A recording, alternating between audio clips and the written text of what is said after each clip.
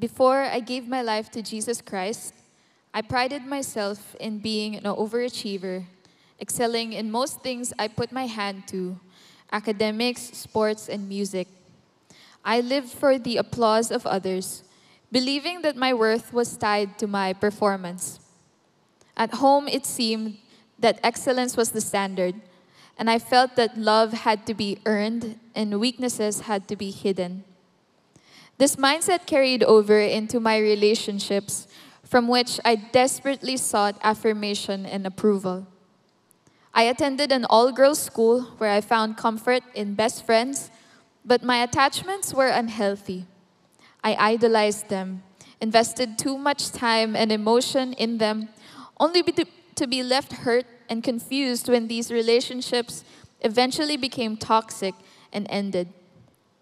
This pattern of emotional dependency followed me into college, leading me into a same-sex relationship. And even then, I was eventually replaced, once again feeling abandoned and unwanted. It was during this season of brokenness that I first sensed God's pursuit of me. A friend asked me, "Darla, where do you find not just temporary happiness, but lasting joy?" I didn't have an answer, but he shared his: Jesus. Soon after, he invited me to Elevate, where I heard the gospel clearly for the first time. Though I did not yet receive Christ, God planted a seed in my heart. The following year, I experienced yet another painful falling out with a close friend. This prompted me to begin reading the Bible on my own to search for answers. The book of Romans captivated me, revealing a God who loved me not because of what I did right, but through what He did on the cross. And all I needed to do was receive this gift of salvation by grace through faith. A year later, I returned to Elevate on my own and finally surrendered my life to Jesus. I joined a D group, and for the first time, I felt free from the pressing weight of performance and seeking to please people. But becoming a follower of Christ did not instantly erase my struggles. My faith was soon tested when I developed a new close friend, and my tendency towards emotional entanglements resurfaced, and I was so afraid. I wanted to love God this time more than I loved my friend, but I felt helpless. But through much prayer, accountability, and God's intervention, that season eventually came to a close, and I learned to grow in my daily dependence on God. So in the next 2 years, I immersed myself in discipleship and serving in ministry. God also gave me the chance to share the gospel through music as an independent Christian artist. But even then, there was still a time when I once again compromised and fell into sin. I dismissed healthy boundaries, manipulated people just to feel valued, and dishonored God's word. Even as a more mature Christian, I still failed. Yet even when I felt hopeless, God was faithful, and He did not give up on me. During the prayer and fasting week at the start of 2024, I pleaded with God to finally free me from my relational crutches. His answer came swiftly but painfully. He allowed conflicts in important relationships and yet another lost friendship, revealing to me what I needed to surrender to Him. In my brokenness, this time, I humbled myself before God.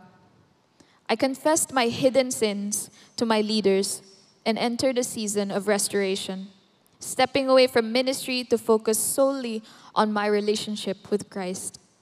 During this time, I immersed myself in the Word of God daily. It was also then that I joined CCF's Glorious Hope program, where God deeply ministered to me. And D Group became the space where I did not have to impress, but I learned to confess my deepest shame. And instead of condemnation, I felt God's compassion. When I chose to repent, I received God's forgiveness and healing. Though my flesh and my heart may fail, God is the strength of my heart and my portion forever. Jesus took away my shame, renewed my mind, and gave me a new purpose to lead others to the freedom I had found in Him. Today, by God's grace, I am more accountable to my D group leader. I am also discipling young women, one of whom is already discipling students as well. And God has also blessed me with healthy, Christ-centered friendships, such as in the Big Singles Ministry of CCF Katipunan. I also shared the gospel to my mom, and now she is regularly attending Sunday services with me. I am blessed to declare that I continue to experience and live out God's love and joy in my life. My name is Darla Baltazar, no longer living for the approval of people, but for God's glory and pleasure. To Him be all the honor and praise now and forever. This is our series for this month, Love and Joy, Discover the Connection. Ito po ay pag-aaral natin sa Book of Philippians. Sino na sa inyong nakapagbasa ng Philippians? Okay, ano ho ang unang salita? Hindi, joke lang. Konti pa lang po ang nakapagbasa ng book ng Philippians. Ang Book of Philippians po ay sulat ni Apostle Paul para sa isang simbahan. Yung simbahan po na yon ay Philippians ang tawag sa kanila kasi they are the believers in Philippi. Mga taga-Filipos. No? Sumulat ho siya sa kanila para i-encourage sila. Si Paul po, noong mga panahong ito, ay nakakulong. Okay? Pero ang gusto niya, ma-encourage niya yung mga tao sa Philippi. So sumulat siya ng sulat, he wrote this letter to encourage them, to uplift them, to encourage their faithfulness, no? Na parang talagang magpatuloy ho sila sa faith nila sa Panginoon. At makikita nyo ho dito sa takbo ng kwento that kitang-kita sa puso ni Paul ang love at saka ang joy. Love and joy. Yung iba sa atin, chicken joy ang naiisip. Love and joy. Ito kasi mukhang chicken joy. Love and joy. Kitang-kita. Bakit po? Sabi po ni Pastor Bong last week, ano daw po yung pinakamahalaga? Kung gusto nyo ng love that is eternal, dapat hindi po sa tao tinitignan. Lahat po ng mga kabataan ngayon nangangatog na. Kasi sa Friday, anong araw sa Friday? Valentine's. Lahat po ng mga nag-iisip na saan bibili ng bulaklak, chocolate. Sinong crush ang susulatan? Who do I talk to? 'Di ba? Sinong crush ko dito? I want to lay down my feelings to this person. Yan ang nasa isip. Yan, kaya tayo napapahamak. Hindi, joke lang. No? Kung gusto niyo po ng tumatagal na pagmamahal, you have to look for it in the eternal God. Because He is the one who can provide that kind of love. Tama, mali? Am I right? Am I wrong? Tama po. Okay. Pakitignan po natin, bakit mahalaga ang love and joy? I want to show you the brain chemistry. Yes, science lesson po tayo. Mga neurotransmitters. Alam nyo ba na sa katawan natin, ang love at saka ang joy, nag-share sila ng parehas na mga neurotransmitters. Ibig sabihin, if you experience love and you experience joy, the same neurotransmitters are working in your body. For example, oxytocin. Ang oxytocin po ay love hormone. At yan po ay gumagana sa katawan natin kapag tayo ay nakakaramdam ng kasiyahan, joy, or ng pagmamahal, love. When you are enjoying the company of someone, when you are enjoying watching a movie with someone, oxytocin, talagang hyper yan sa katawan mo. Bakit? Because alam ni oxytocin, nararamdaman niya ang love, tsaka ang joy. Ganun ho ka-sensitive ang katawan natin. Ano pa? Yung isa pong hormone ay dopamine. Dopamine, ito po ang pleasure hormone. Kaya totoo po yung sinasabi nila, nakaka-addict magmahal. Loving is so addictive. Di ba sabi nung, hindi ko alam kung ka-age ko po kayo, pero nung bata ako, may kanta po sabi, addict sa'yo, awit sa akin. Di ba alam niyo yun? Bakit? Kasi sabi nung chorus, sa umaga, sa gabi, sa bawat minutong lumilipas, hinahanap-hanap kita. Yun ang addict. Di ba? Hindi na nakapag-aral hinahanap nasan yung crush ko. Di ba? Addict na addict sa'yo. Bakit?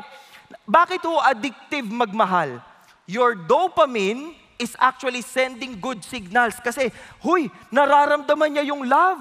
Tapos masaya siya, halika, active tayo. Kaya gustong-gusto natin magmahal. Kahit na hindi tayo nakakain, kahit hindi na tayo nakatulog, I love you pa din.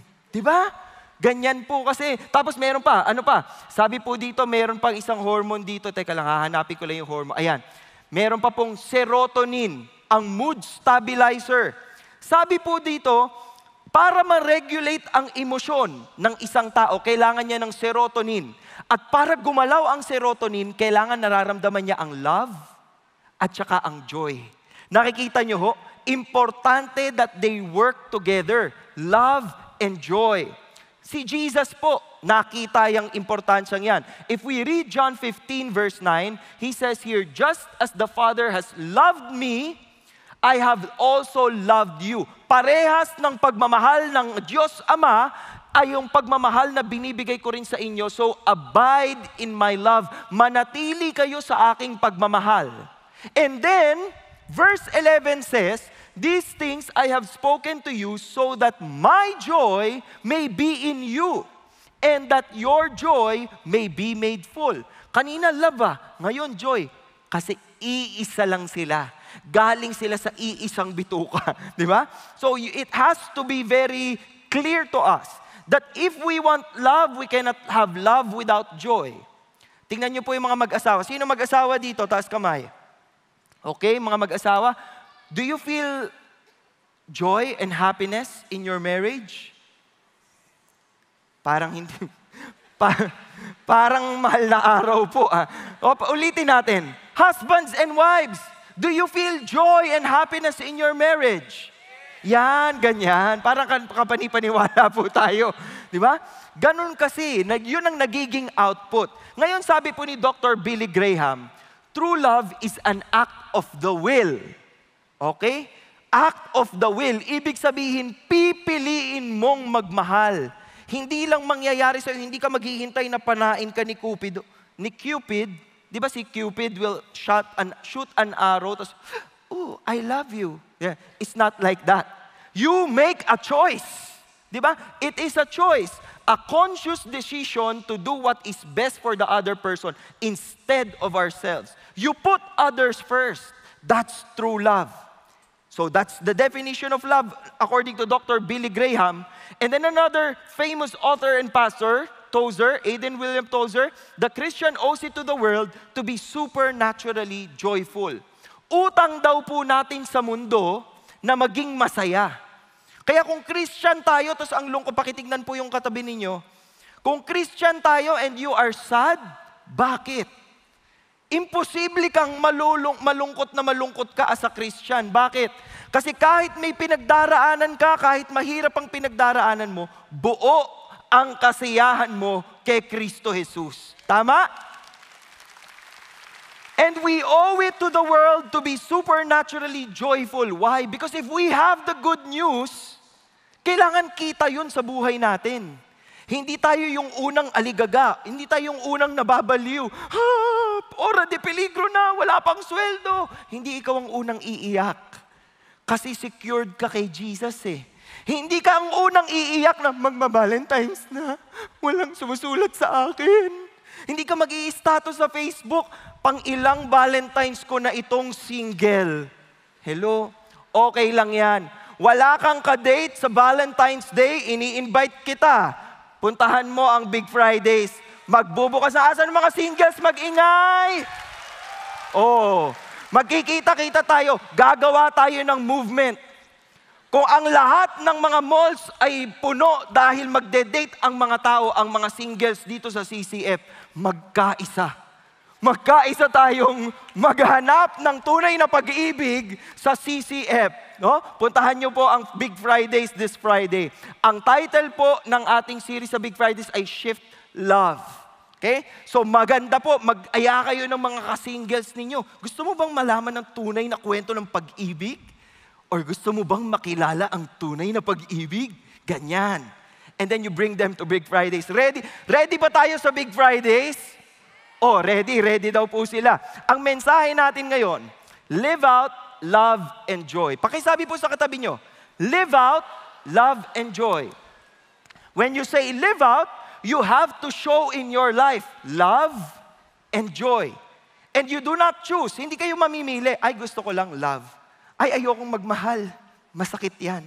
Joy na lang. Hindi pwede. Package deal yan. Banding po sila, no? Live out, love, and joy. Itong love and joy po, alam nyo bang apelido yan? Meron pong isang tao sa pangalang Elijah Parish Lovejoy. Oh ha? Lovejoy, yung pangalan niya eh. Alam nyo ba kung anong ginawa niya? Ito pong si Elijah Parish Lovejoy ay anak ng isang preacher at ng housewife. Okay? Siya po ay laki sa hirap. Kaya ang tatay po niya, sinabihan silang magkakapatid, mag-aral kayong mabuti. You study hard, you study well. And then his mom taught him how to read the Bible. And so he grew up to be successful, but he also grew up to be a solid Christian, a believer. And then, nung siya po ay nag-mature na, naging owner po siya ng mga imprenta, nag-printing press. During that time, it's very essential for people to read news. Ngayon kasi naggaganyan na lang eh. Dati ho, nagbubuklat ng dyaryo. Baka po yung katabi nyo, hindi alam ko ano ang dyaryo, paki-explain na lang po. Dati nagbabasa pa ng dyaryo, di ba? So, ito pong si Elijah Parish Lovejoy, printed newspapers that are anti-slavery. The problem is, because people knew na siya po ay anti-slavery, pupuntahan yung bahay niya kung nasaan yung printing press niya at susunugin yung printing press. So nakailang ulit na ho siyang bumibili ng printing press until one day bumili ho siya ng printing press at nilagay ho niya sa isang bahay. And then yung mga pro-slavery, naglasing, tas pumunta ho doon sa bahay at sinubukan pong pagsunugin yung buong bahay. Nandun po si Elijah Parish Lovejoy. Lumabas siya at pinigilan ho niya yung mga lasing. Huwag niyong sirain to, bagong dating pa lang yung printing press ko. At habang nagpipigil ho siya, binaril ho siya. Namatay si Elijah Parish Lovejoy. Pero pinanganak sa Amerika ang movement that goes against slavery. At sa pagkamatay ni Elijah Parish Lovejoy, nagtagumpay po ang anti-slavery mission sa United States. Nabuhay siya at namatay rin siya para sa isang purpose. We are all living for a purpose. Kaya pag sinabi ho nating live out love and joy, you must live it out for a purpose. Ano po ang mga purpose na ito? Unang-una, unity. Usong-uso to dahil hindi lahat ng unity nagtatagal. Gusto ko lang maging malinaw, wala naman tayong pinapatamaan. Pero ang sa akin lang, kung united tayo, dapat as one. Hindi pwedeng as two, di ba? Unity. Pangalawa, humility. Pangatlo, God's glory. Isa-isahin ho natin yan. Balikan natin kung saan tayo naiwan last week. Philippians 1:21, ang huling verse na binigay ho sa atin, Pastor Bong. For to me, to live is Christ and to die is gain. Para sa akin, ang gusto ko, kung ako'y mamamatay, mas mabuti para sa akin. Pero kung mabubuhay ako para kay Kristo. That is what Paul is saying. And then read this. If I am to live on in the flesh, kung patuloy akong mabubuhay, this will mean fruitful labor for me. It means, okay lang kung mabuhay ako. Marami pa akong gagawin. And I do not know which to choose. I cannot choose. But I am hard-pressed from both directions. Look at this. What's the issue? Having the desire to depart and be with Christ. I want to be with Jesus already. I want to go to heaven already. For that is very much better. Yet, to remain on in the flesh is more necessary for your sake. Sinasabi ho niya dito, gusto ko na talagang mapunta sa langit. Gusto ko na tapos na ang buhay ko. Pero dahil may mission pa ako, to live is Christ and to die is gain. Anong pinapakita ho nito? Pinapakita nito na ang buhay ni Apostle Paul ay nakasentro kay Kristo. Sabi po ni C.J. Mahaney sa Living the Cross-Centered Life, Keeping the Gospel the Main Thing. This is a book. He said, a cross-centered life is made up of Christ-centered days. Ulitin ho natin na a cross-centered life is made up of Christ-centered days. If you want to live for Jesus, if you want to honor and glorify Jesus, all your days, buong araw mo, lahat ng ginagawa mo mula paggising mo hanggang sa pagtulog mo, you do it for the glory of Christ.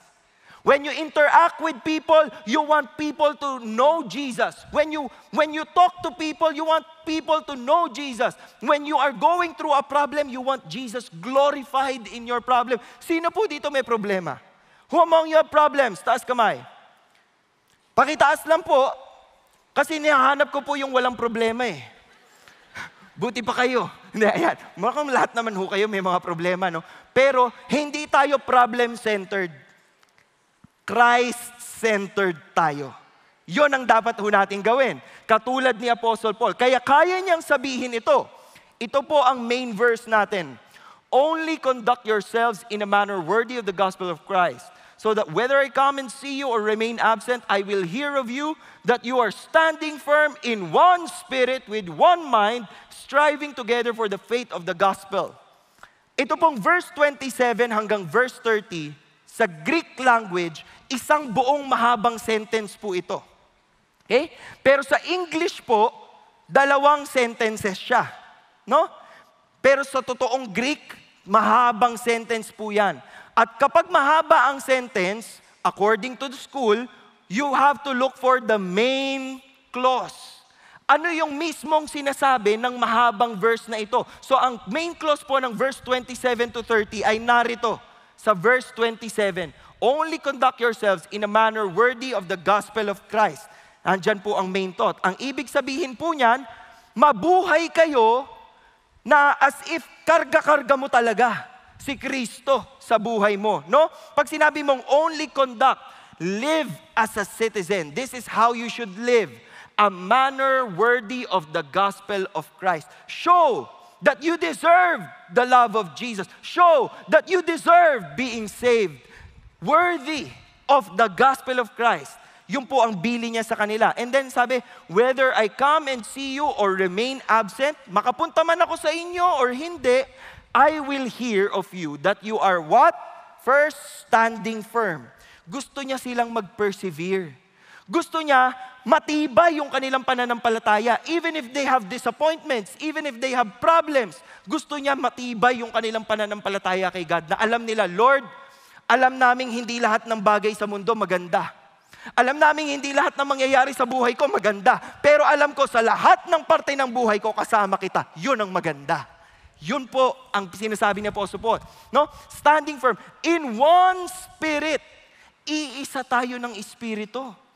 Akalain mo yun? Yan po ang benefit ng mga Kristiyano. Christians are united. Kaya lang napaka-divided din po natin. Meron ba kayong mga kakilalang Christian, pero parang iba yung Christian nila? Parang ibang flavor. Parang pong, fries yan. Pinaghahalo na lang po, di ba? Dalawang flavor, pag mega, giga, ganyan. Apat na flavor. Apat ba? Tatlo? Tatlo lang. Dalawa daw. Mababa lang yung giga ni ate. Hanggang dalawang flavor lang. Di ba? Pero, ang totoong Kristyanismo po, iisa talaga, united. Ang problema ho nating mga Christians, ayaw natin mag-unite. Gusto natin meron tayong sariling buhay. Di ba? Kaya iba-iba ho tayong lahat. Pero sinabi ho ni Apostle Paul, you have one spirit, one mind, striving together for the faith of the gospel.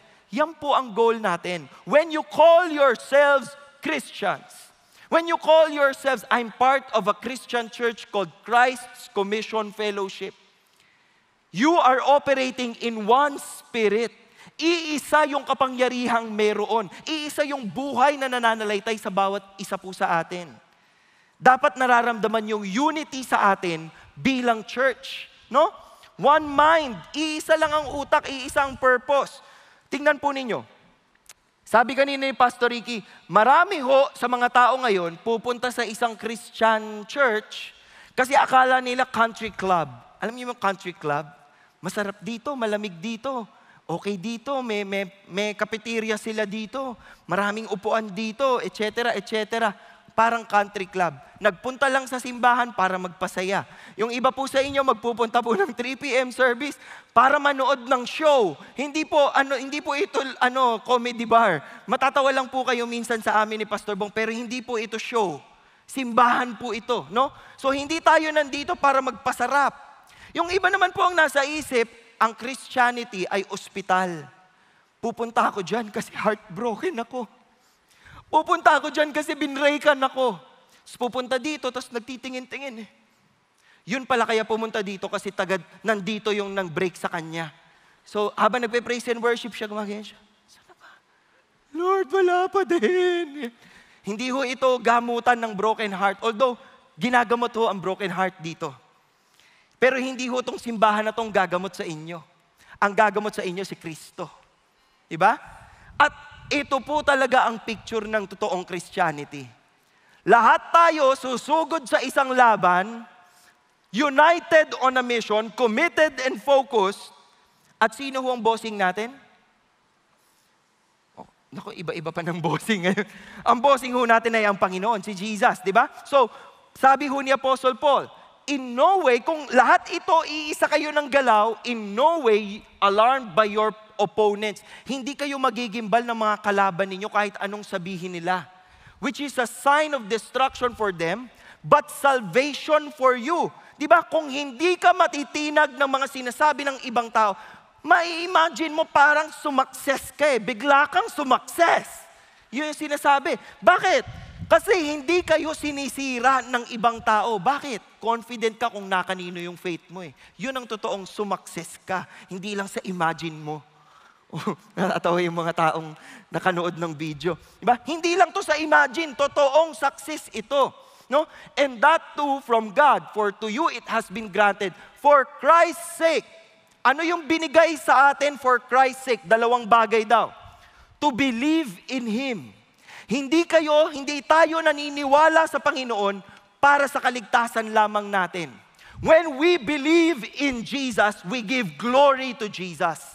When we believe in what Jesus has done on the cross, we give glory to His sacrifice. We give glory to His love. We give glory to what He has done. When we believe in Him, we glorify Him. Tama? Hindi lang daw po yun. Also, to suffer for His sake. Kasama po sa Christian life ang suffering. Huwag po ninyong isipin na kapag naging Christian ako, hindi na ako ma-heartbroken. Pag naging Christian ako, wala na akong magiging problema. Ito po mas malala. Yung iba, pag naging Christian ako, yayaman ako. Wala ho ako nabasa dito, pero ang alam ko lang po, pag naging Christian ka, may blessing si Lord sa'yo. Hindi mo lang alam kung dito o sa eternity. Mas okay na ako doon. Kesa manghuhula ako at magpapahula ako. Saan po ba ako siswertihin ngayon? Ano po bang sinasabi ng mga bituin sa langit? Hindi ho natin makikita ngayon kasi maulan po dito sa Pilipinas. Buti na lang may Bible. Diba? Nandito ang faith, nandito ang security natin. So we believe in Him for Christ's sake. We suffer also for Jesus Christ. Yun yung sinasabi ni Paul. Nagsasuffer ako, nakakulong ako ngayon, pero gino-glorify ko si Jesus. At dahil masaya siya, kahit siya'y nakakulong, He serves His purpose. And people around Him gets to know who Jesus is. Alam niyo po bang sa kapagkakakulong ni Paul, naging Kristiyano ang buong Roman? Bakit? Kasi tuwing magbabantay ho yung mga sundalo sa kanya, ito ho ay mga elite na sundalo, sila ho ang nag-a-assign kung sinong magiging emperor. Okay? Pag binabantayan nila si Paul, iba ang buhay ni Paul. Nakikita nila yung joy, nakikita nila yung love, nakikita nila ibang klaseng tao ka, alien ka ba? Hindi ganon. Nakikita nila iba siya eh. So they became Christians also. No? Nakakapag-evangelize si Paul kahit nakakulong siya. Tayo nga po ang laya natin pero wala tayong masabi sa iba. You are free, di ba? Malaya po ba kayo? Parang ito na lang yata ang malaya. Yung iba po sa inyo nakakulong na sa mga panaginip. Oo. Huwag muna kayong bumitaw. Gusto nyo nang bumitaw agad. Huwag munang bibitaw. Tingnan nyo yung mga langgam na ito. Yan ang hindi bumibitaw. Di ba? Ito po ang picture ng unity. Sa unity po, ayan, eto na naman tayo sa unity. Ayoko pong mahuli. Ayoko pong makulong. Pero kung pwede pong magkaisa ang mga anak ng Diyos, ang mga Kristiyano, if we can unite, bakit? Ito nga pong mga langgam, alam niyo po ba kung gaano kaliit ang mga langgam? Pero kaya ho nilang gumawa ng mga amazing na mga tulay. Hindi naman ho San Juanico Bridge ang ginagawa ng mga langgam. Pero kaya ho nilang magpagdugtong-dugtungin yung mga, ito po, katulad nito, magkahiwalay na dahon yan. Pero magtutulong-tulong yung langgam. O, halika, kagatin mo ako dito. O, sige, kagatin kita. Dito, kagatin mo ako. Kagat-kagat na, magkakagatan lang po sila. Para makatuloy yung iba. Para makatulay yung iba. They are united to achieve the same goal. Tayo rin po dapat as Christians, we should be united to achieve the same goal. What is our goal? Ang goal po natin para tayo mabuhay dito sa mundong ito is we want to be Christ-like. We want Jesus to be seen in our lives. We want Jesus to be seen in the way we interact with others, in the way we minister to others, in the way we work, in the way we live, in the way we enjoy life. Kailangan nakikita si Jesus. And if we are all united in that common goal, maa-achieve natin yung purpose. We should be united. Kung kaya ho ng mga langgam magkaisa, kung kaya ho ng mga langgam maging team unity, at hindi ho sila magbe-break, at hindi ho sila maghihiwalay, hindi ba dapat mas kaya ng mga tao, lalo na kung si Kristo ang nagdudugtong sa ating lahat? If Jesus is the one binding us together, can we be united? Parang mahina po. Parang ayaw nyo na ng unity. Natuto na yata kayo. Can we be united? We can. Because Jesus is the uniting force. Pinagkakaisa tayo ni Jesus. And we will keep that unity with Him and with one another. Therefore, tatawid tayo. Therefore, dahil alam nyo na lahat yung sinabi, if there is any encouragement in Christ, if there is any consolation of love, if there is any fellowship of the Spirit, if any affection and compassion, sa linya pong ito po ay parang rhetorical question. Sinasabi ni Apostle Paul sa kanila, therefore, kung iisa tayo with God, iisa tayo with Jesus Christ, at may encouragement doon, may love doon, may fellowship, affection, and compassion, ibig sabihin kung totoong nararamdaman nyo yan. Nararamdaman nyo po ba yan ngayon? Dalawa na lang po. Dalawa na lang po kasi siguro hindi kayo part ng small group. Oo. Kailangan nyo maging parte ng small group para maramdaman nyo po ang pagmamahal ng kapatiran. Nararamdaman nyo po ba? Sino dito belongs to a small group? O, ang dami naman pala eh. Ulitin ko yung tanong ko para lang aware. Baka nakatulog kayo eh. Nararamdaman nyo po ba yung pagmamahala na yan? Yan, ganyan. Para humaniwala yung mga ibang kasama natin. No? So, dapat nakikita yan sa inyo. Make my joy complete. Yun po ang pakiusap ni Apostle Paul. Pasiyahin nyo akong lubusan by being of the same mind, maintaining the same love, united in spirit and intent on one purpose. May pelikula ho kaming napanood na mag-asawa sa palabas sa TV. Ang title po ay Ordinary Angels. Okay? Kinuwento rin ho ito ni Pastor Ricky kanina. Tungkol ho ito sa isang bata, nakikita niyo po itong batang ito. Yung bata pong yan, sa totoong buhay, ay si Michelle Smith, taga Kentucky. And she needed liver transplant. Okay? She needed liver transplant 2 years. 2 years pong naghihintay na magkaroon ng liver transplant. At nung finally meron ng compatible na liver, she needed to be flown to that hospital para maidugtong ho sa kanyang liver yung liver ng donor, no? Kaya lang po, January 1994, merong snowstorm na hindi nagpapapayag na makalipad yung mga eroplano or makapag-drive ng long drive kasi madulas at matindi talaga yung snow. So, ito pong si Ed Smith, yung daddy po niya, nakahiram po. Ang galing, no? Saan kaya sila nakakahiram ng helicopter? Sa atin nga po, manghihiram lang ng 50 pesos, hindi natin kaya. Ayaw nila magpahiram ng 50. Ito, napahiram ng helicopter. Ang problema ngayon, yung helicopter, walang paglalandingan. Wala hong paglalandingan, puro mga building po sa tabi. Isa lang po ang lugar na pwede nilang paglandingan. Ang simbahan po na ang pangalan ay Southeast Christian Church. Meron ho silang malawak na field, walang mga puno, pwedeng maglanding ang helicopter. Kaya lang ang problema pa rin, ang taas ng snow. Alam niyo pong ginawa ng Southeast Christian Church? Nagpadala ho sila ng 200 na tao. Kanya-kanya ho silang volunteer. 200 na tao, may dalang mga pala. Naghuhukay po ng snow. Akala mo gagawa ng snowman? Hindi. Sabi po nila habang naghuhukay, nag-uusap-usap po sila, do you wanna build a snowman? Hindi yung usapan nila. Ang usapan nila, halika, itabi natin itong mga snow kasi may maglalanding na helicopter dito. Alam niyo po ba nangyari? Long story short, dahil naalis ho nila yung mga snow, nakalapag ang helicopter, nailagay doon si Nicole at napadala ho siya doon sa ospital at nadugtungan po ang kanyang buhay dahil nagtulong-tulong po sila.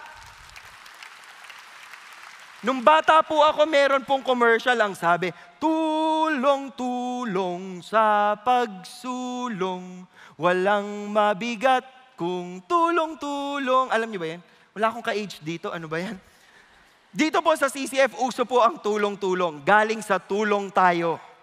Noong 2013 po, nilaunch natin ang Tulong Tayo para rumisponde sa mga nangangailangan sa Typhoon Yolanda. Sino ho ang natamaan ng Typhoon Yolanda? Naaalala pa ho ba ninyo yung Yolanda ng 2013? Okay, naalala nyo pa. So, ginawa ho natin, nagtawag ho tayo ng tulong. Halika ho, tulong tayo. And we officially launched Tulong Tayo in 2013 to help those who were victimized by Typhoon Yolanda. Nagmula po ito sa ugali nila sa CCF Taytay. Mahilig ho silang magtulong-tulong. Nakaabot ho dito sa CCF Center. At ngayon po, ang Tulong Tayo ay nag-ooperate all across the Philippines. Tuwing may lindol, kung meron pong trahedyang nangyayari, nauuna hong pumunta dyan ang Tulong Tayo. Kasama ho ang mga kakampi po natin sa gobyerno para ho matulungan ho yung mga nangangailangan. Yan po ang purpose ng unity. Dito po sa CCF, pag tayo ho ay nag-away-away, tayo na lang nga, anong ginagawa natin sa buhay natin? Sinasayang ho natin yung privilege that we can be of help to other people. No? Kaya nga po importante yung campaign natin na each one raise one. Pwede ko ho bang tanungin, sino ho sa inyo ang mga D-group leaders? D-group leader. D-group leader, pwede ho pakitaas ang kamay ng D-group leader? Sige ho. Kung D-group leader po kayo, pwede ho ba kayong tumayo? Tayo ho kayo. Lahat ng D-group leader, tayo. Tayo. Sige po. Hindi ho namin kayo papahanap. Hindi po namin kayo papatunton sa mga tao. Okay, lahat ng D-group leaders ngayon, gagawin natin yung each one raise one. No? Sabihin natin dito po sa 2025. Okay? 2025, kayo po ay magre-raise ng isa pang leader. So pwede ho ba, kung meron kayong katabi dyan, pwede nyo po bang tapikin yung isang tao at sabihin nyo, tayo ka naman. Patayuin nyo lang po yung katabi nyo.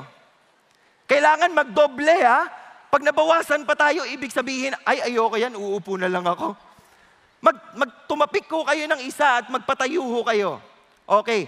By the end of 2025, ganito na po karami ang D-group leader sa 3 p.m. service.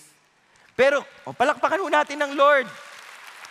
Malayo-layo po yung hahabulin natin dito sa 3 p.m. Kasi po, konti lang po ang D-group leaders natin dito. So sabihin natin, 2026, lahat ho kayong mga nakatayo ay tatapik. Tig-iisa kayo, tapik ulit kayo ng katabi ninyo o ng nasa harap ninyo, nasa likod ninyo. Sabihin po ninyo, tayo ka naman with me. Pakitapik po. Tayo. Lahat ng tinapik, tayo. Okay. By 2026, ganito na ho karaming D-group leaders sa 3 p.m. service. Sabi, hindi pa po bumabalik si Jesus. Ibig sabihin, magtatapik pa rin tayo. So pwede ba lahat kayong nakatayo, tumapik ulit kayo ng nakaupo, sabihin nyo, tayo ka naman. Sige po, pakitapik. Yung iba wala nang tinatapik eh. Yung nakaupo, pwede nyo rin po silang tapikin. Huy, tapikin mo ko, grabe ka, gusto ko tumayo. Oo. Wala po bang tatapik dito sa kanila? Idamay nyo naman po ito. Okay. Isipin po ninyo, 2027, ganito na po tayo karaming mga D-group leaders. Sabi ni Jesus, i-extend ko, hindi pa ako babalik. 2028. Tapos dapat, bawat isa sa inyo, sabi ni Pastor Peter, each one, raise 3. 3 D-group leaders ang i-reach niyo. So, pwede ba kayong tumapik ng 3 tao? Sabihin niyo, tayo ka, kasama ka sa amin. 3 tao, patayuin ninyo. Dali. Nahihiyang, yung mga nakaupo, sabihin niyo, touch mo to. Para tumayo ka na rin. 3 na ha, 3 na po ang tumatayo. 2020, ano na tayo? 2028. Then 2029, bawat isa pa rin sa inyo, kalabit kayo ng 3. Okay, 1, 2, 3, go! 3, patayuin nyo na. 3. Ito, marami sa kanila dito. Talikod, tingin lang po kayo sa likod. Pag meron kayong naka-eye to eye, parang, ay, tayo daw ako. Okay, you stand. Doon pa sa area na yun, wala. Kayo talaga, ayaw nyo silang abutin, ha? 2020, ano na tayo? 2029. Ganito na karami ang D-group leaders. Sabi ni Jesus, 2030, babalik na ako. So dapat lahat ng pwedeng patayuin na. Tayo. Ayaw. Ayaw sumama kay Jesus. Kung ganyan po tayong lahat, we will reach the world for Jesus. Makakaupo na po kayo. Napakahirap po ninyong patayuin. Naubos ko po ang aking boses. Doon na tayo sa pangalawang punto. Humility. Ito pinaka-importante. Sino po dito humble? Gising na gising kayo Sino dito proud? Very good. Pag humble po, hayaan nyo lang. Hindi po para sabihin nyo, ako humble. Ang totoong humble po, ibang taong nagsasabi na humble. Ito mapagkumbaba ito. Kaya pag ganun tinanong ka, humble ka ba? Tanong mo siya. Ganon. Di ba? Humble ka ba? Wait lang. Tanungin mo ulit. Tinatanong ako kung humble ako. Tingin mo siya sa mata, ha? Tanungin mo ulit. Wag ganon. Hindi ho natural sa tao ang maging humble. Natural po sa tao ang maging hambog. Di ba? Pero yung humble po mahirap. Alam niyo ba kung bakit? Kasi i-empty mo yung sarili mo Hindi mo pa hahalagahan yung sarili mo kasi you will look forward to really uplifting someone else. Mas uunahin mo yung iba. Di ba? Yung po ang humility. Tingnan ho natin, sabi sa Micah 6 verse 8, He has told you, O man, what is good. And what does the Lord require of you? To do justice. Ayusin mong buhay mo. Huwag ka magloko, huwag ka mandaya, huwag ka manira ng iba. Do justice. To love kindness, maging mabuti kang tao. Huwag kang maging masama. Diba? And to walk humbly with your God. Ibig sabihin, sa ilalim ng Diyos, na tunay na Diyos, diba? Na wala ng ibang makakatapat sa Kanya, sa ilalim niya, lahat tayo ay mababa. Lahat tayo ay nagpapakumbaba. Kasi Lord, kung wala ka, wala kami. Yun po ang tunay na pagpapakumbaba. To walk humbly with your God, palagi mong aalalahanin, Lord, kung wala ka, wala ako. Sabi ni Eric Santos, kulang ako kung wala ka. Yun talaga yun Kung wala ka, Lord, olats ako. I am nothing. Nothing. Wala ka talaga. Sabi ho ni Apostle Paul sa Philippians 2, do nothing from selfishness or empty conceit, but with humility of mind, regard one another as more important than yourselves. Mas pahalagahan mo ang iba. Ang problema ho natin, kaya tayo nag-aaway-away, nasa isip natin yung mga sarili natin. Matuto po tayong isang tabi yung ating sarili at unahin yung iba. Do not merely look out for your own personal. Hindi naman sinabing bawal niyong alagaan ang sarili ninyo. Wag ho kayong mamumuti ang mga mata ninyo sa bahay. Inuuna ko ang aking pamilya. sila lang ang papakainin ko dahil mahalaga sila. Hindi pwede. Aalagaan mo rin yung sarili mo. Pero sabi, do not merely look out for your own personal interest. Hindi lang sa sarili mo ka nakatingin, but also for the interests of others. How do you practice humility? Sabi ho last week, di ba? J-O-Y. Jesus, others, tsaka katitingin sa sarili mo. Yourself. What a wonderful way to spell joy. That is humility. Pag inuna mo ang iba kesa sa iyong sarili. Sabi po ng isang commentary, if I consider you above me, and you consider me above you, then a marvelous thing happens. We have a community where everyone is looked up to, and no one is looked down on. Kung ganun sana ang kultura natin, na nag-aangat tayo ng iba, at hindi tayo nang aapak ng iba. Ang ganda ho sana ng kwento ng ating buhay. Isa pong taong alam kong nakagawa nito, and so I believe he accomplished his mission, is one of our dear pastors who passed on to be with the Lord recently. We want to honor Pastor Tony De La Paz. Pastor Tony was a shepherd who truly loved his flock. He tirelessly guided CCF Katipunan in their walk with God. He prayed with them. He reminded them to trust in the Lord no matter what. Sa kama ho niya, he would say, pakisabi mo sa mga kapatiran natin. Inaalala ko yung mga kapatiran natin. And he thinks of them. He prays for them. Someone wrote a status on Facebook and said, he never made you feel small, but instead lifted you up with kindness, laughter, and truth. One of my social media friends who came from Penwell Home, which is our recovery home, okay, kung saan siya po ang leader natin doon. Sabi ho niya, the main source of my spiritual and holistic awakening was Pastor Tony De La Paz. I am 10 years sober. Hindi na ho siya addict ngayon. I am 10 years sober because Pastor Tony made a difference in my life. At kahit ho naninirahan na itong taong to sa States, Pastor Tony would call him from time to time and still encourage him to look to Jesus. Pastor Tony lived a life that is well lived. Talagang pinulpil po niya ang purpose ng Panginoon sa buhay niya. Kaya malungkot man po tayo ngayon na hindi natin kasama si Pastor Tony, nakikiisa po tayo sa joy dahil alam nating may party sa langit pag salubong kay Pastor Tony.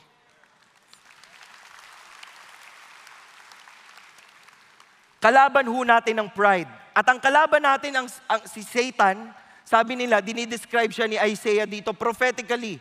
How you have fallen from heaven, O star of the morning, son of the dawn. You said in your heart, I will ascend to... Ito, makasarili. Pag makasarili ka, quit it.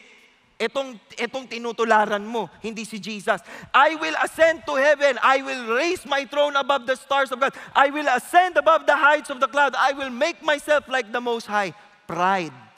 Pride ang pumasok sa kanyang kukote. At kaya siya nang daya. Alam niyo ba kung paano dinaya ni Satanas si Eva? Sabi niya, kainin mo itong prutas kasi pag kinain mo to, magiging katulad mo si God. At doon nainggit, talaga?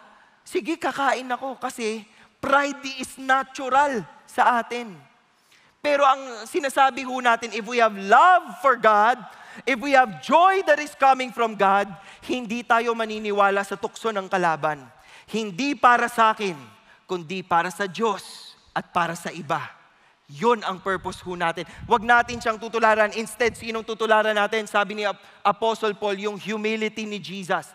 Sabi ni Apostle Paul, who existed in the form of God. Jesus existed in the form of God. Hindi siya po nagsimulang maging buhay nung pinanganak siya sa manger. Hindi siya sanggol lang sa sabsaban. Bago pa po likhain ang mundo, Diyos na si Jesus Christ. Bago pa man po maimbento ang Christianity, iisa sila ng Diyos Ama. He is God. No? So sabi dito, He is the eternal God. He existed in the form of God, pero He did not regard equality with God a thing to be grasped. Jesus did not cling to the prerogatives or privilege of deity, although He never stopped being God. Hindi ho siya naglakad at habang bitbit yung cross at sinisipa-sipa siya, aray ko, grabe ka ha. Ako si Jesus ha. Gumanon po ba si Jesus? Hindi. Hindi nga siya umangal eh. Nung pinapako ho siya, hindi ho niya sinabi, pupukpuk ko yan sa'yo. Ang sakit ha. Gumanon ho ba si Jesus? Hindi. Tahimik ho niyang tinanggap. Tahimik ho niyang tinanggap yung pagbababoy sa kanya. Tahimik ho niyang tinanggap yung pagpapatay sa kanya. Tahimik ho niyang tinanggap yung mga kalokohan ng mga taong nagbintang sa kanya at nag-uusig na, sige, i-crucify niyo yan. Tahimik ho niyang tinanggap. Hindi ho siya nagsabi doon na, grabe kayo, ako nga si Jesus, ako yung Messiah, ba't niyo ako ginaganito? Nakita niyo ba si Jesus magganon? Hindi. Kasi yun ay humility. No? Did not regard equality with God a thing to be grasped. Anong ginawa niya? He emptied Himself. Di ba? Wala ako. Mawawala ako dito. Para to kay Lord. Para to sa Diyos. Para sa purpose ni God sa aking buhay. Taking the form of a bondservant. Naging alipin siya. Alipin siya sa objective. And the objective is, I need a perfect lamb to save the entire humanity. And no one else can do that. Hindi ho yung mga pastor dito ang pwedeng pumunta doon at sabihin, ako na lang. Wala ho sa amin ang perpekto. Ang perpekto ho ay si Jesus. Nabuhay bilang tao pero hindi nagkasala. Nabuhay bilang tao pero hindi gumawa ng masama. Nabuhay bilang tao pero palaging tama ang pinipili. Palaging tama ang sinasabi. Palaging tama ang pinapakita. He was the worthy lamb. And so He sacrificed Himself. At inalay po niya yung kanyang sarili para ho mailigtas tayo. He was made in the likeness of man. Sabi ho dito sa Isaiah 53 verse 2, pag tiningnan nyo daw ho si Jesus, hindi nyo iisipin na, uy, eto na yung Diyos ng buong mundo. Hindi. Hindi mo mahahalata. Wala sa kanyang pangangatawan. Wala sa kanyang pagpapakita ng kanyang sarili na, oy, ako si Jesus ha. I am the Savior of the world. Wala. Very humble. He was obedient to death, even death on a cross. Alam niyo po bang ang mga Philippian believers ay exempted sa crucifixion? Exempted sila sa crucifixion kasi Roman citizens sila. But Jesus was obedient to death, even death on a cross, the most humiliating death. At isipin ho niyo yun, habang nakapako siya sa krus, at pinipili nating magkasala, we choose to do the wrong things. We choose to run after the wrong things. Isipin po ninyo, pag lumingon kayo at nakita niyong nakapako sa krus si Jesus Christ, and He's telling you, I'm doing this for you. Para sa iyo to. Para sa iyo to. Hindi niya ginagawa para sa kanyang sarili. Para sa atin yun. Kaya pag inisip po ninyo yung sakripisyong ginawa ni Jesus Christ, it cannot be, hindi pwede na hindi ako susuko sa Kanya. Pagkatapos ng lahat ng sinakripisyo niya sa akin, ay Lord, wala ho akong isusukli dyan sa inyo. Malaki ang utang na loob ko ho sa inyo. I will live for you. Ganun ang response. I will live for you. I will be humble for you. I will be joyful for you. I will love for you. Dahil ang love at joy po, humility, pag yan ho ay pinakita nyo dumaan sa prism, ang dami pa pong ibang lalabas na mga karakter. Selflessness, kindness, compassion, generosity. Katulad ho ni David. Si David ho, sa 2 Samuel 7:18, sabi niya, who am I, O Lord, and what is my house that you have brought me this far? Sino ba ako, Panginoon? Para dalin mo ko sa ganito kalayong achievement. Sino ba ako? Wala ako, Lord eh. Hindi ko talaga maisip, bakit ako yung ilalagay mo dito? At dahil alam niya, yung ginawa ni God sa kanya, ano yung sinabi ni David? Sabi niya sa 2 Samuel 9:3, is there not yet anyone of the house of Saul to whom I may show the kindness of God? Nung naging hari po si David, He wanted to show kindness to the people who wanted him dead. And that's the family of Saul. Saul wanted to kill David because Saul did not want another king. Saul wanted himself to be king. But Saul died in battle. And his son Jonathan died. At nung totoong magiging hari na si David, ang sabi niya, wala bang kahit sino sa pamilya ni Saul na pwede kong pagpakitaan ng mabuti? May nagsabi sa kanya, meron pa pong natitirang anak doon sa malayong lugar. Ang pangalan po niya ay Mephibosheth. Mephibosheth. Gusto niyo bang mapangalan ng Mephibosheth? Diba? Pag nabishet sa inyo ang nanay ninyo, tatawagin niya kayong Mephibosheth. Si Mephibosheth po.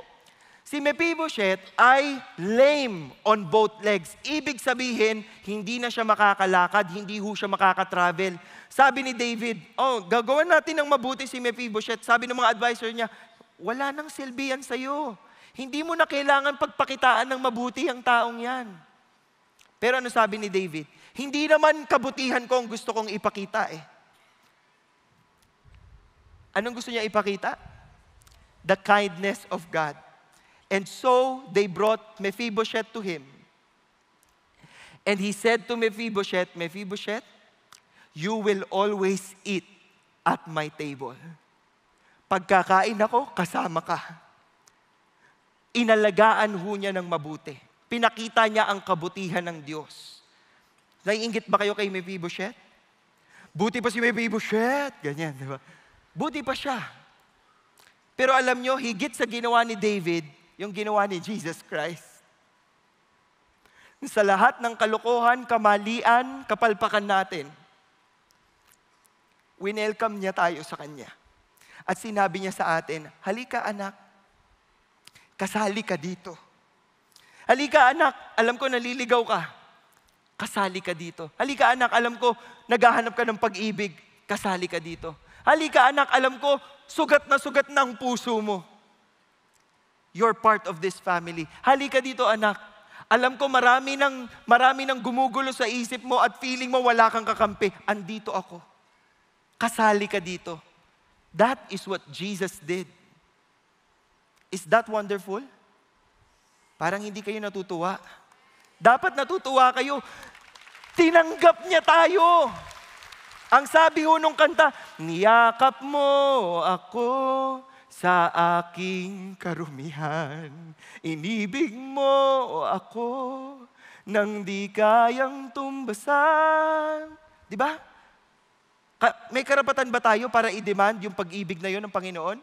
Wala. Wala. Bankrupt tayong lahat. Pero pinili niya pa rin tayong mahalin. Kaya ang huling punto natin is this is for God's glory. Si God ang magiging bida ng kwento.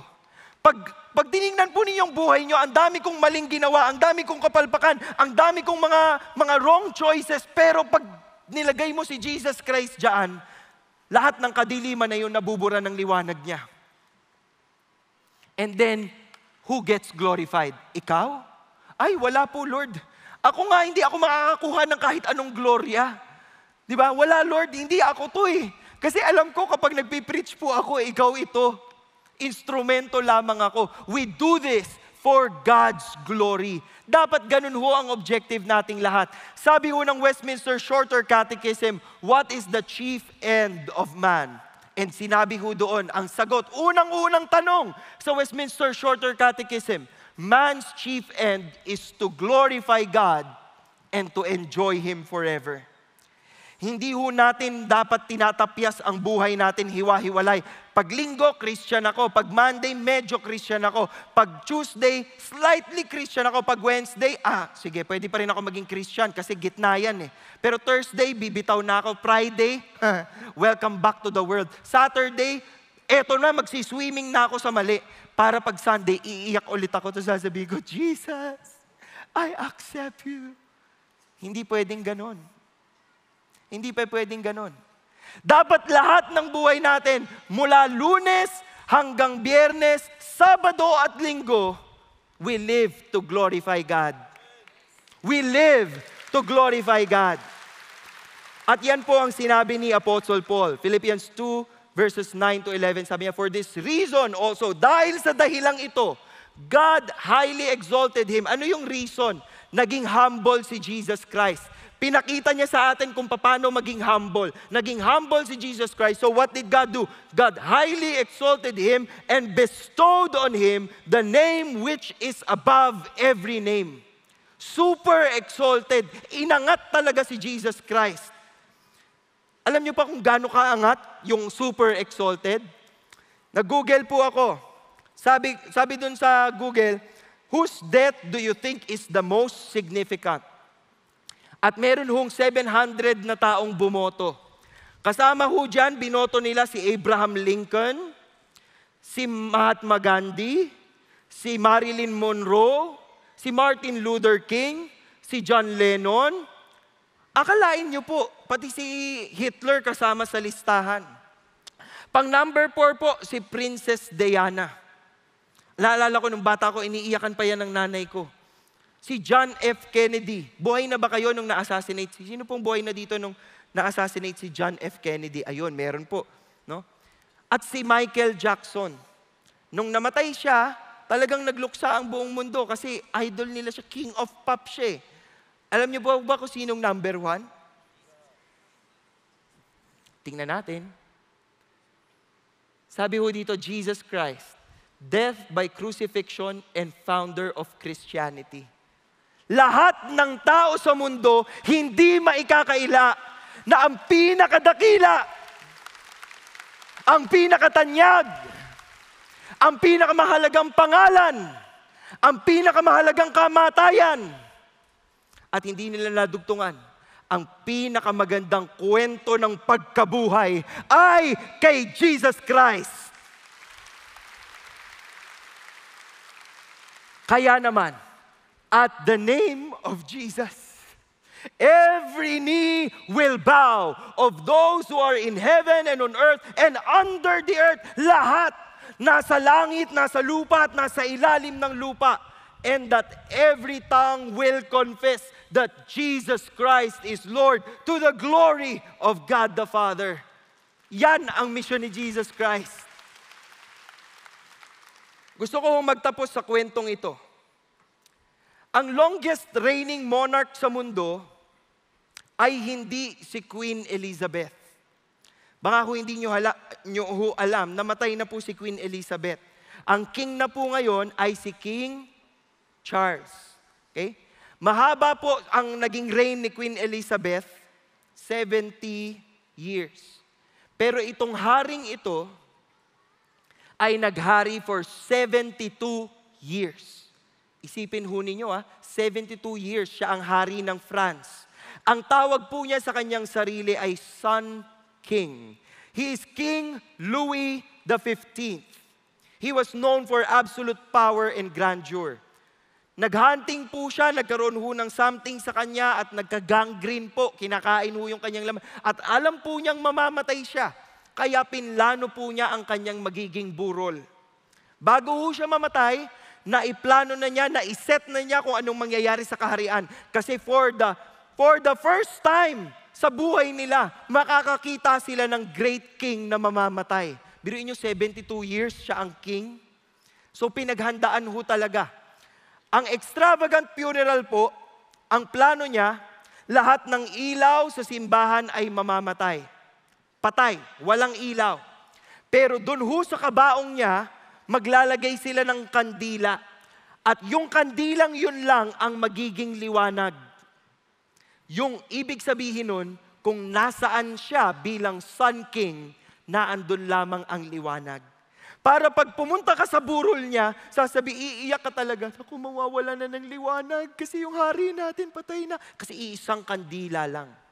Ang tinawag ho para magsalita sa kanyang burol ay si Bishop John Baptist Massillon.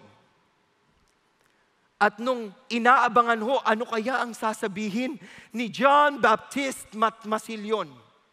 Umakyat ho siya sa entablado at lumapit ho siya dun sa kabaong na merong kandila. Ano hong ginawa niya? hinipan ho niya yung kandila. At sinabi niya, only God is great. Only God is great. Only Jesus is great. Only the name of Jesus. No one else will come close to Jesus. Kaya nga ho ang sinabi, only conduct yourselves in a manner worthy of the gospel of Christ. Ang bit-bit mo ay pangalan ni Kristo. Wag na wag mo siyang papahiyain. Wag na wag mo siyang tatalikuran. Wag na wag mo siyang lolokohin. Dahil hindi biro pag sinabi mong, I'm a Christian, I'm a follower of Jesus, then you live in a manner worthy of the gospel of Christ. You live in peace. Kung may kaaway ka, makipagbati ka. Wag kang ma-pride. Di ba? Ibaba mo yan. Kung meron kang kagalit, mauna kang mag-sorry. Hindi akong na-offend sa kanya Hindi, mauna kang mag-sorry. Kasi hindi naman para sa kanya mo gagawin yan Para kay Jesus. Kung meron kang kakilalang hindi pa kilala si Kristo, pag-pray mo na, please. Mag-share ka na ng gospel sa kanya. Hindi mo alam kung hanggang kailan siya buhay. Hindi mo alam. Ikaw lang ang nag-e-enjoy dito na alam mong save ka ni Jesus, pero yung mga kaibigan mo, ligaw sila lahat. Reach out to them. Share the gospel to them. Live in a manner worthy of the gospel of Christ so that, ano daw yung magiging resulta? Whether I come and see you or remain absent, I will hear of you. That you are standing firm, matibay kayo in one spirit, with one mind striving together for the faith of the gospel. We want to glorify Jesus. Is that what you want in your life? Then you live out love and joy.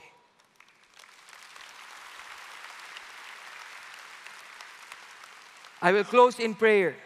So can we make sure na pag pumikit ho kayo ay hindi kayo matutuluyan ng pagtulog? Okay? Maaga ho tayong matatapos dahil ayoko ho kayong mapuyat dito. Pero ito ho ang dasal ko. Na sana ngayong nakikinig kayo, maisip ho ninyo sa inyong puso, in your heart, in your mind, you realize, am I really living for Jesus? Am I really living out love and joy? Am I doing these things for Jesus? Am I really giving Him the honor, the glory, and the praise? Hindi niyo po magagawa yon kung hindi sentro ng inyong buhay si Jesus Christ. And so I will give the opportunity for those of you today who are new to us, bago lang ho kayo dito o ngayon nyo lang ho ito narinig, mahal na mahal ho kayo ni Jesus. He sacrificed Himself for you. He died for you on the cross to redeem you, to redeem me. At ang response ho doon, sasabihin nyo sa Kanya, Panginoon, tinatanggap po kita. Tinatanggap po kita at kinikilala kita. Unang-una bilang aking tagapagligtas, because you died on the cross for me, you paid for the penalty of my sins. Pero pangalawa, bilang aking tunay na Diyos, aking tunay na Panginoon. Siguro, buhay mo yung nasusunod, kagustuhan mo yung nasusunod. Pero when you come to Jesus, you tell Him, Jesus, I am yours and yours alone. Susunod po ako sa inyo. I surrender myself to you. I want to live for your honor, glory, and your praise. Is that your prayer? If that's your prayer, I want you to raise your hand. I want to pray for you. I see those hands. Seryosohin po ninyo. Ang pagtaas ninyo ng kamay ay hindi para makita lang po na nakataas ang inyong kamay. Kundi you really want to recognize, Jesus, ikaw na po ang masunod sa aking buhay. Ayoko pong ako at ang sarili ko lang ang masusunod. I want to lift your name in my life. And I accept you as Lord and Savior. Lord, you see the hands that are raised today. Will you minister to their hearts, Panginoon?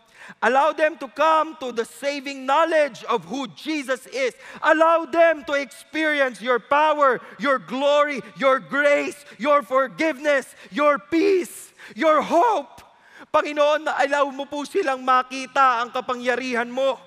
Baguhin ang takbo ng kwento ng kanilang buhay at gamitin sila, Panginoon, para makita ng ibang tao ang kabutihang dulot ng aming Panginoon. maaari nyo na pong ibaba ang inyong mga kamay. Ngayon sa araw na ito, ang hamon po sa ating lahat. If you want to commit to live out love and joy, ibig sabihin, makikita dapat si Kristo sa iyong buhay. I want you to make a stand. Tumayo ka ngayon at sabihin mo, Jesus, gamitin mo ako. Lord, I want you to use me.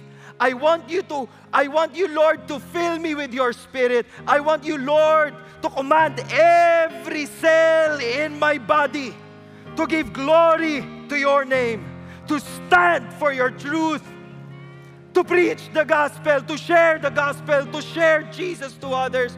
Lord, I want to be used by you. Make a stand for Jesus, church. At sa pagtayo mo pong yan, hindi kayo tumatayo lang dahil kailangan nating tumayo. Tumatayo kami ngayon, Panginoon, at kami nakikiusap sa inyo. That, Lord, you will fill us.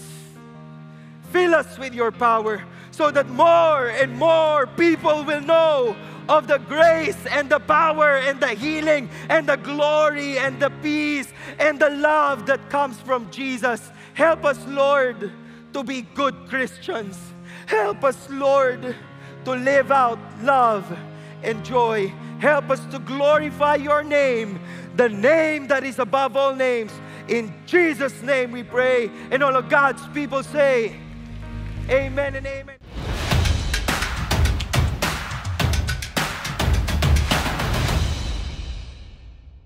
Magandang araw, CCF family.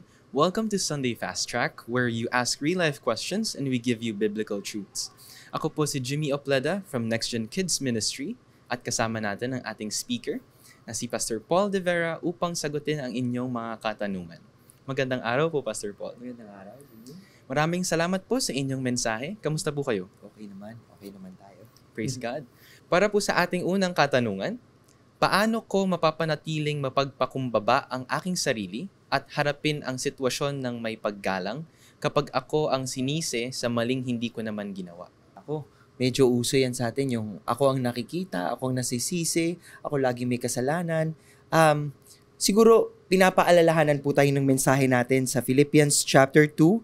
Sabi ho dito, have this attitude in yourselves, which was also in Christ Jesus. At the time na feeling mo, ikaw ay naiipit, pinagbibintangan ka, choice mo kung paano ka magre-respond. At dapat, yung response na yon ay hindi sa salita, kundi sa kung anong pinapakita natin. Yun po ang attitude. At ang attitude na ipapakita natin ay kung paano si Jesus Christ. Hindi siya nanlaban, hindi siya nang away, 'di ba? At that certain point. So, hindi po yung sarili natin yung iisipin natin. Kahit na feeling natin, oh, hindi fair yun ah. Okay lang. Charge to God. 'Di ba? At pagdasal mo na, Lord, I pray that the redemption of myself, ikaw ang magbukas ng pintuan para doon. And I will continue to trust you, Lord, na i-redeem mo ako dito. Pwede ka pa rin magsalita. Pwede mo pa rin sabihin, hindi po ako ang gumawa nito or hindi ko ginawa yan. But in a respectful manner, a manner that will be pleasing and honoring to Jesus Christ pa rin. Thank you for that reminder, Pastor Paul. For our second question, ang pag-aako ng pasanin, mag-isa at pagtitiis hanggat kaya ko ay tanda ba talaga ng pagpapakumbaba? Siguro tanda ito ng pagiging martir, 'di ba? At ang pagiging martir ay hindi palaging masama. Pero kung sa atin pong pag-ako ng mga responsibilidad, merong mga taong hindi natututong bumangon, hindi nakikita na yung mga bagay na ginagawa nila ay mali at hindi sila nag-i-improve, then we are not doing the right thing. We should be reaching out to them and we should be telling them, mali ito, hindi ganito gawin yan, di ba? So, higit dun sa pagiging martir natin, isipin ho natin the righteous thing to do. What is the righteous thing to do? Sometimes, it's about telling the person what has to be done. At pwedeng ikaw ang maging ilaw, pwedeng ikaw ang maging guide kung paano ito gagawin. Take that mission upon you and pray that the Holy Spirit will guide you accordingly. Praise God for that po. For our last question, paano ko maipapakita ang pagmamahal sa isang tao na may mapagmataas na puso at hindi tinatanggap ang mga pagkakamali? Sa aking experience, yung mga taong ito ang pinakamahirap kausapin. Dahil kahit anong sabihin mo, parang it goes to this ear and it goes out to the other at walang nagiging impact. Pero iba po ang kapangyarihan ng prayer. When you kneel down before God and you ask God to intervene and you constantly pray for this person, the power of intercessory prayer is proven in Scripture. You call upon the name of God. And sabi nga natin, di ba sa service natin, Jesus is the name above all names. So in Jesus' name, you pray. Pagdasal mo na itong taong to, basagin siya ni Lord. At pag binasag ni Lord yung kanyang pride, yung kanyang pagiging matigas, you be the first person to be there, to guide that person sa pag-comfort sa kanya at sa pagturo sa kanya kung nasaan ang pinaka-totoong joy at love. That is in Jesus Christ. Maraming salamat, Pastor Paul, sa pagsagot ng aming mga katanungan. Pero bago po tayo magtapos, ngayong Love Month ay mayroon kaming hinandang special podcast para sa inyo na pinamagatang Love, Expectations versus Reality. Sasagutin ng ating mga speakers ang mga katanungan tungkol sa love, dating, marriage at iba pa. Follow CCF on air at abangan ang ating podcast this Friday, Feb 14. And that's it for CCF Sunday Fast Track. God bless!